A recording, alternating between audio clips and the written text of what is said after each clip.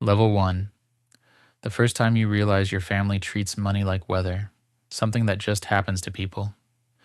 Your father checks the price of everything twice before buying it once. Your mother keeps old containers because you never know. The lights turn off in empty rooms like it's a military operation. Every conversation about money sounds the same. We can't afford that. Maybe next year. We'll see. And eventually, you stop asking. Not because you stop wanting things, because wanting things starts to feel embarrassing. You learn early that money changes the mood in a room. One unexpected bill can silence dinner. One broken appliance can ruin a week. One phone call from the bank can change how your parents speak to each other for days. Nobody explains financial anxiety to you. You absorb it through walls, through facial expressions, through overheard conversations at midnight, and slowly, without anyone meaning to, you inherit fear. Not debt. Fear, the fear that life can collapse at any moment. The fear that stability is temporary. The fear that people like you don't really get ahead. You carry that fear for years before realizing it isn't yours. And then, one day, something happens. Not dramatic. Not cinematic. Quiet. You meet someone. Watch a video. Read a book. See a lifestyle that feels impossible and strangely normal at the same time. And for the first time, you have a dangerous thought. What if none of this is permanent? What if your family's financial life isn't destiny? That thought changes everything because once your brain sees another possibility, it becomes impossible to fully return to the old one. And that's where the separation begins, not from your family, from the version of yourself that believed the ceiling was real. Level 2. Obsession. Nobody talks about this part honestly. The beginning doesn't look successful. It looks lonely. You become obsessed quietly. You start staying awake later than everyone else. Watching videos with headphones on. Learning things nobody around you cares about. Business, investing, psychology, money. You stop consuming entertainment the same way. Everything becomes a clue. You start studying people, the way rich people think, the way confident people speak, the way successful people move through rooms without apologizing for existing. And something strange starts happening. Your old life begins feeling smaller, not worse, smaller. Conversations that used to excite you now feel repetitive. You realize most people aren't trying to build a different life. They're trying to survive the current one comfortably. That realization isolates you faster than success ever will, because now you have ambition. And ambition is dangerous in environments built around limitation. People don't always attack your dreams directly. Sometimes they just laugh slightly too hard when you mention them. Sometimes they call you unrealistic. Sometimes they say, "You've changed." And maybe you have. Because once somebody sees beyond the life they were handed, they can never fully shrink back into it again. So you keep going quietly. You try things. Most fail. Nobody sees that part. They only see the final outcome years later and call it luck. They don't see the failed stores, the bad investments, the empty months, the humiliating bank balances, the nights you genuinely considered giving up. Because there's a phase in becoming successful where your life looks completely irrational from the outside. You work harder than everyone around you and somehow have less to show for it, at least temporarily. That phase breaks most people, not because they aren't capable, because uncertainty is psychologically exhausting. Especially when nobody around you understands why you're sacrificing so much for something that doesn't exist yet. Level 3. The first real money. It happens quietly, not dramatically. Nobody claps, nobody announces it. One day you open your banking app and realize you're no longer surviving month to month. For the first time in your life, you feel breathing room. And the strangest part? You don't feel excitement first, you feel relief. Deep relief, the kind your nervous system has been waiting for since childhood. You realize how much of your personality was built around financial stress, How many decisions came from fear? How many dreams were filtered through affordability before possibility? And suddenly, life feels slightly larger. You stop panicking over small expenses. You stop checking your account every few hours. You stop feeling guilty every time you enjoy something. But success creates a new problem nobody prepares you for.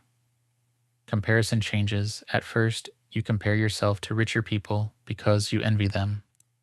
Later, you compare yourself to your old life because you barely recognize it.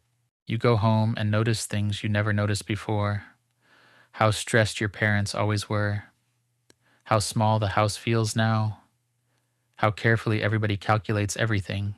You realize your family spent years surviving problems you now solve instantly with money. And that realization hurts more than you expected, because now you can see the weight they carried while trying to protect you from feeling it.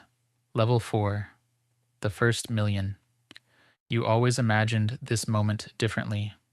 You thought becoming a millionaire would feel cinematic, like fireworks, victory, transformation.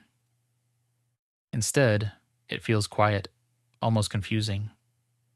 You stare at the number longer than necessary, refresh the page twice, walk around your apartment, sit back down, because your brain doesn't fully know how to process it. Nobody in your family has ever crossed this line before. There's no emotional reference point, no inherited understanding of what this means. And suddenly, you feel something unexpected. Guilt, not because you succeeded differently. You start worrying about talking about money around people you love.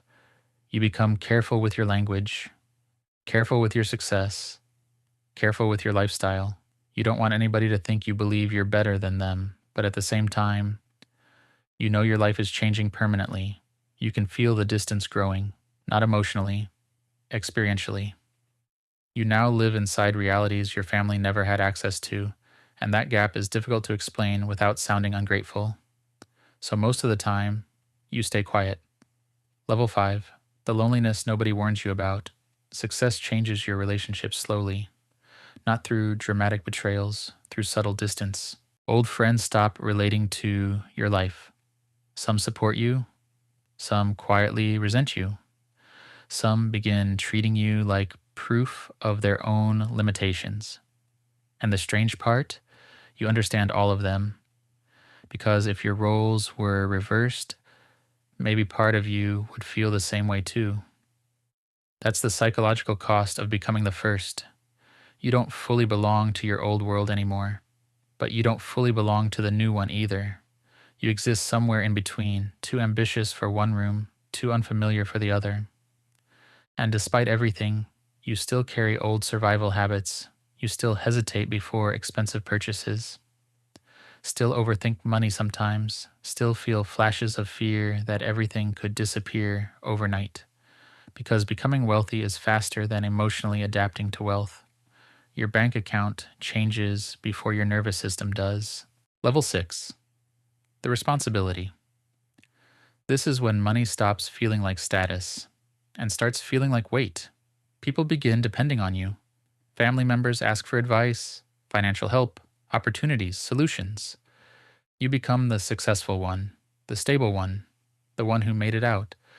And although there's pride in that, there's pressure too, because now your decisions affect more than just you. You start thinking generationally, not monthly, not yearly. Generationally, you think about children that don't exist yet, about giving your future family a completely different starting line. You realize something important. Wealth isn't really about luxury. Luxury fades surprisingly fast. What actually changes your life is optionality, the ability to say no, the ability to leave, the ability to breathe, the ability to solve problems without panic. That's the real flex, peace. And for the first time, your family begins experiencing pieces of that peace through you. Your parents worry less, your siblings think bigger. Your future children will grow up believing things are possible that you once believed were reserved for other people. That's when you finally understand you didn't just change your income, you changed the psychological ceiling of your bloodline. Level 7, the truth. Here's the strange thing about becoming the first millionaire in your family. Eventually, the money stops being the most important part. What matters is what it represents: proof. Proof that the ceiling was never permanent. Proof that fear can be inherited, but so can possibility. Proof that one person changing their trajectory can quietly alter generations that haven't even been born yet. Your children may never fully understand the pressure you carried, the uncertainty, the obsession, the loneliness, and honestly, that's the goal. Because success was never really about escaping struggle for yourself. It was about making sure the people after you start further ahead than you did. That's what generational wealth actually means: not money, momentum. And somewhere far away from the version of you that once felt guilty asking for small things, your family's future changes forever, not loudly, quietly, the same way it always does. Inside another small house, another kid is listening through a wall at midnight, learning to fear money the same way you once did, unless somebody changes the ceiling.